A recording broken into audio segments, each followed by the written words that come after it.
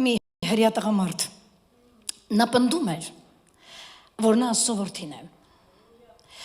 Եվ տարիներ շարունակ նա դա ասում էր ժողովրդի մեջ, նա պատմում էր իր մասին, նա պատմում էր, թե ինչ է լինելու իր հետ, եւ գիտեք ինչ տեղ ունեցավ։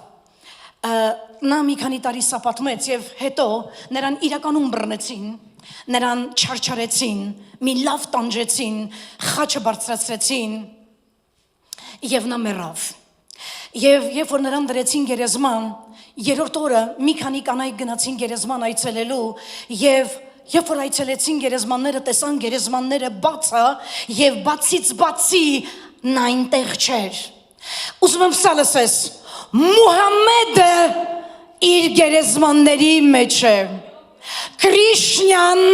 իր գերեզմանների մեջ է, լսում ես, Կոնֆուցիոսը իր գերեզմանի մեջ է, Ջոզեֆ Սմիթ, Չար Ռասել,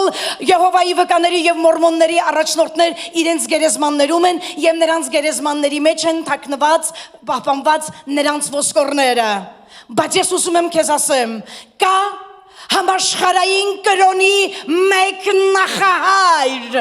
ով հարություն առավ գերեզմանից եւ նրա ոսկորները այնտեղ չեն։ Ինչու? Որովհետեւ նա ամբողջովին հարություն է առել, նա կենթանի է։ Ամեն։